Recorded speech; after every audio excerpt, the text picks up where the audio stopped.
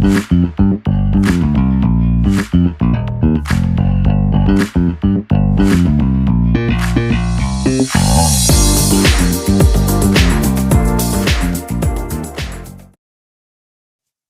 guys, I'm Tando from AsamSon. AsamSon is a student empowerment platform dedicated to helping law students understand more about the South African legal system, especially what law firms do and how to get into the best ones in the country. We're currently working on some exciting stuff for law students, so please stay tuned. Today, I thought I could share a bit more insight about what the ideal law firm looks like based on my personal experience as an attorney in a big law firm over the past 5 years. I think the most appropriate start here would be to congratulate all of you for making it into university and progressing in your journey towards becoming a lawyer. If you're watching this and you're not a law student or you're not from South Africa, then I hope it still gives you value and you stick around to hear more about what we got to say. Being a law student was an amazing journey for me, but it was also very challenging. We all had one dream, which was to secure a spot in the law firm of our dreams, because this would be the environment where we hone our skills and actually become fully fledged lawyers.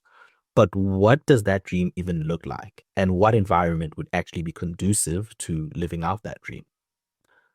Well, firstly, it's a good place to start to say that not all law firms are equal. And you may already know this through your own research or your engagements with various law firms through career fairs or other platforms.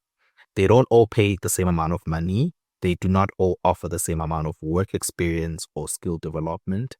And not all of them have commendable culture. And honestly, some are just notorious for things that you do not want to get involved with. The silver lining, though, is that there's a great number of law firms that do meet the minimum standards for what an ideal law firm looks like. This is what I hope to shed some light on, and I'm going to do it through sort of a narrative. So it's not going to be point by point, although I will try to emphasize what exactly should be the takeaway with each of these anecdotes that I give. So let's get into it. So, if you work hard on your vacation work applications, you ace your interviews, and obtain your LLB degree, then you're on track to kickstart your career. You're going to join a law firm, and usually with most firms, you'll get to pose for an introductory picture where they take all their recruits and showcase them to the legal fraternity and all other people that are interested in the firm. Not all law firms take these pictures. And objectively, it's not a train smash if you join a law firm where they do not take a picture or do the whole introductory thing. In certain ways, it's very exciting to kickstart the journey that way because you even get to post the picture on your own and you get to be recognized for your hard work and your achievement landing in a big firm or a medium-sized firm or even a smaller firm, depending on the type of firm you land up in. Now, the big and medium-sized law firms also include these pictures on prominent publications, where they introduce their future lawyers to their firm, to their clients, and to the broader legal profession. I mentioned the picture taking because good firms highlight their people's achievements, whether it's passing board exams, winning a particular award, participating in an important initiative, whatever the case may be. At a minimum, this is what you should be working towards. Finding a place that recognizes you and celebrates you. You can easily find this on the internet. You can start seeing which firms are actually always at the start of the year highlighting who they've recruited, what they say about those people, and whether that's something that you would also want to be done for you once you join a law firm. Once you're inside the firm, usually with most firms, there's going to be an induction phase. Depending on which law firm you work at, the induction can either be once off or spread out for a few weeks or even months at the start of the year. This is when the firm teaches you all about their inner workings. Things like who are their key persons, where the important tools and resources are and how you can find them, what kind of branding they use, and all sorts of other important information. This phase is also an investment in you, since the firm would be trying to integrate you into their system and ensure that you can thrive with all the available resources. If you've already done vacation work at a law firm, you may already be aware of some information that they highlight during this stage. When I started off, one of the most fascinating things about my workplace was how comfortable and convenient it was to get certain things done because of how they took their time and they gave me a good induction. There were good support systems like IT helplines, personnel dedicated to assisting me with administrative aspects of my work, free transport, written guidelines on how to do certain things that are specific to the firm, and a lot more. In fact, they even went above and beyond and allocated a buddy for me. The buddy was essentially a mentor, and this was very helpful at the start of the journey because this was a person dedicated to you who you could ask questions, seek guidance from, and maybe even confide in if you have any issues at the start of your journey. Now, as I've said, not all firms provide an equal amount of resources or experience, so things are not going to look the same for everyone. The economic reality of our country is that good work is sometimes done in not so ideal environments. Therefore, for smaller firms, free coffee and a helpful and caring receptionist can be the best that they have to offer when it comes to resources, but this still won't stop you from thriving in that environment. You may have to bring your own laptop in some firms, or even need your own car to conveniently work. You may have to learn certain things yourself because of how busy everyone is. Overall, everyone's reality is going to be different. And once you become a lawyer, you'll be able to see where you fit in and how you can work with all that you've been given by your firm. If you're a law student and you're still looking for a firm, the good news is that you're not yet allotted to anyone, so you can ambitiously look for an environment that's ideal for you. This is why the AsamSon platform is working hard to explain the reality of becoming a lawyer in South Africa and ensure that every student can understand what's at stake and what is most desirable for them before they even start with the journey.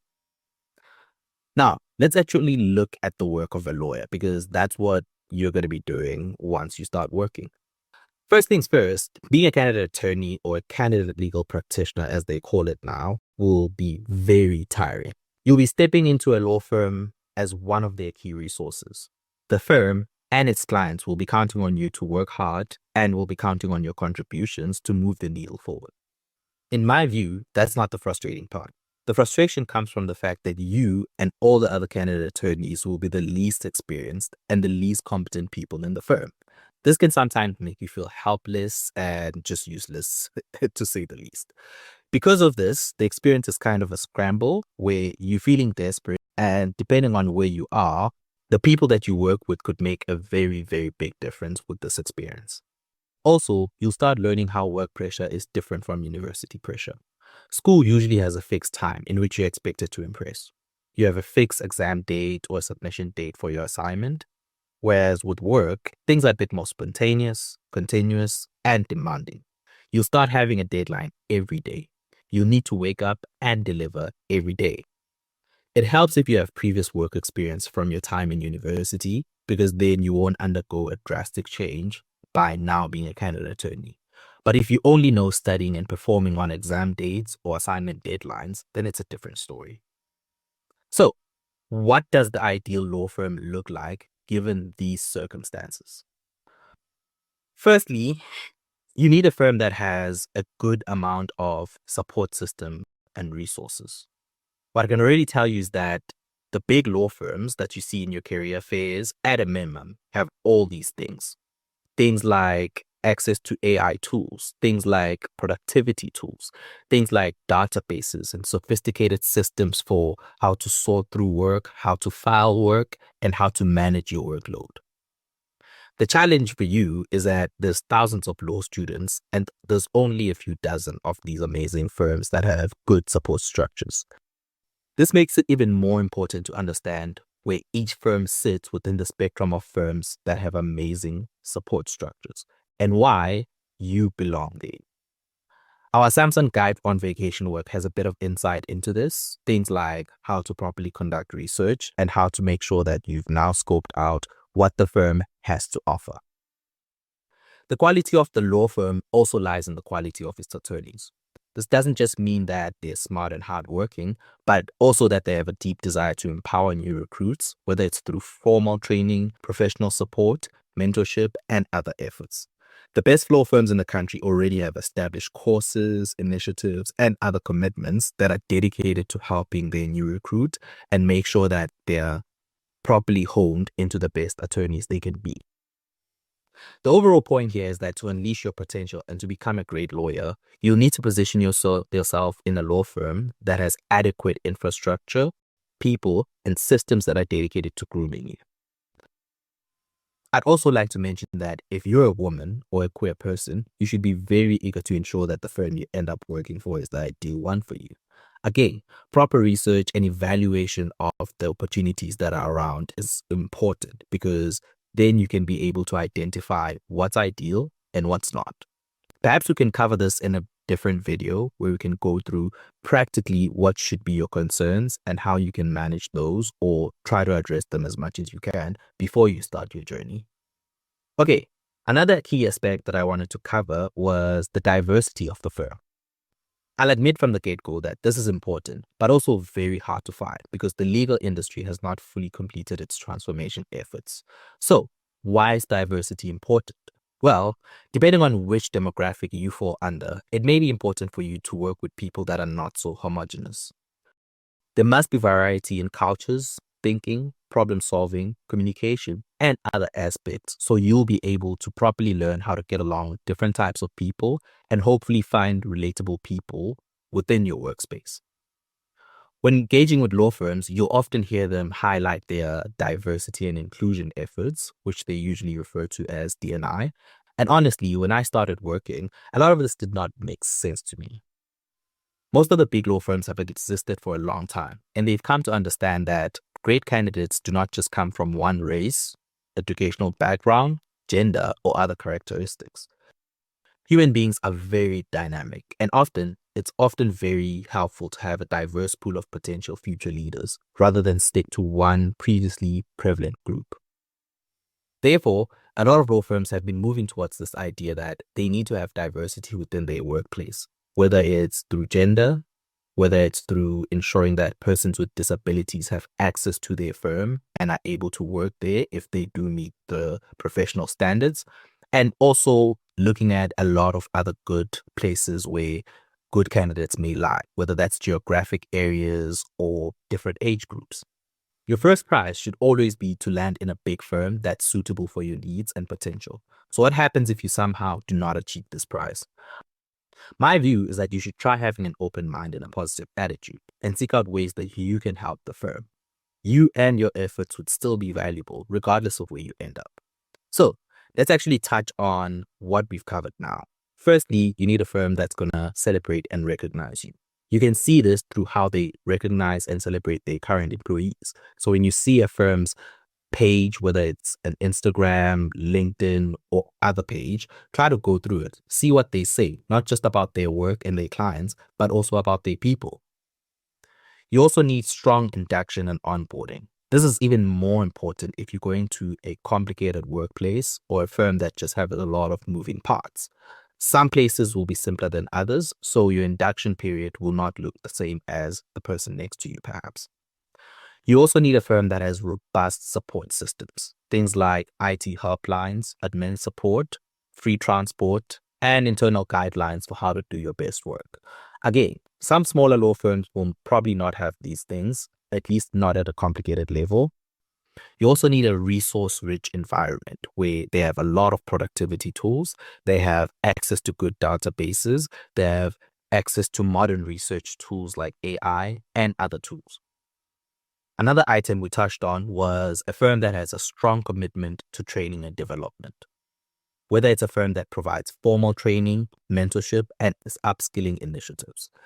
Again, when you engage with people that come to career fairs to highlight their firms, now you can start engaging them about these things rather than just asking about salaries. You can actually ask them about what initiatives are in your firm for training. How long do you guys spend on learning initiatives? And how much work does the firm put into developing you guys into the best candidates or the best lawyers possible? Another item would be diversity and inclusion. You need a firm that values and promotes diversity in race, gender, thought, background, and a lot of other criteria. The firm needs to foster a culture of respect and representation of all groups. So, check out our website and see if we can help you with understanding a lot more of these aspects that we've touched on in this video. And thank you very much for joining and hope to see you in the next one.